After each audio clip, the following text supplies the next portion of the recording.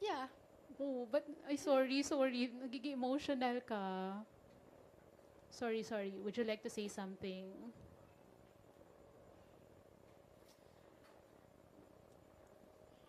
Can we request for tissue paper, please? Yes. Thank you. Yes, I will get it from here. Okay. Maurice, have some. There.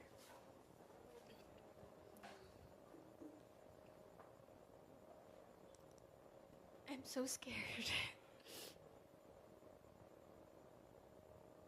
I'm really scared.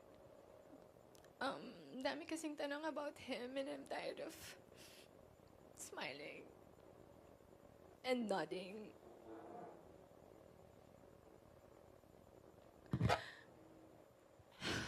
I'm so scared because if I announce it, then it's real.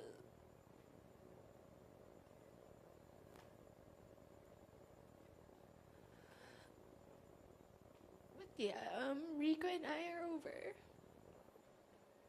So sorry, Maris. Sin- Okay lang bang mag-share ka, Maris? Kasi parang emotional ka. It's fresh. It's been a few weeks. Loneliest, emptiest weeks I've ever experienced in my life. Yeah. So, I know, may pinagdadaanan ka nga. Pero paano ka nagko-cope up ngayon? Nanonood lang ako ng Bluey. Ayun lang. Well, walang nagtanong, but, nangyari? Oo. Well, wala akong short answer for it. Um,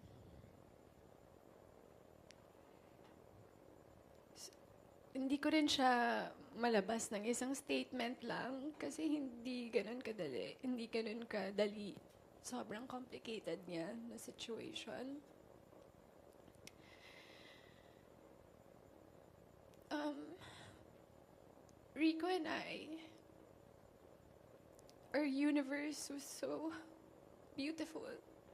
It was so full of love, laughter, music, everything. It's spontaneity, everything.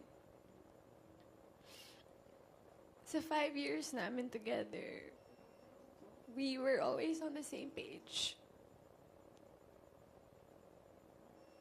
Always on the same page. But I don't know what happened to me.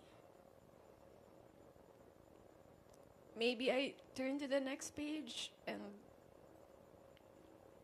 saw a new perspective sa life. I had visions of who I want to become, how I want to evolve. I'm so curious about the world. And the truth is, I am going through changes. And alam naman natin yun, change is either good or bad. But what I hate about change is that it's inevitable. Di mo siya matatakasan. And wala ka nang ibang gawin kundi you have to face it and confront it. Because it's been in the back of my head. So yeah, I told Rico about it. I told him my problems, my issues sa buhay. And he took it like a man. He took it like a man.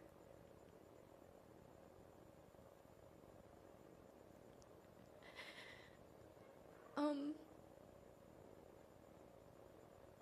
it was a very difficult talk because I love him so much. I love him and he loves me, and But I have so many questions about my life, and how will I go on sa buhay with him when I have so many questions about me, my sense of self. It was so difficult. But it was a very polite separation. Up to the very end of our relationship, it was still full of love, full of understanding. And Rico is one of a kind.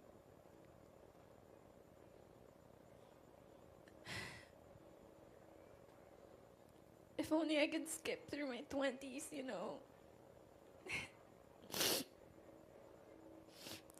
But I can't. I have to face it. I have to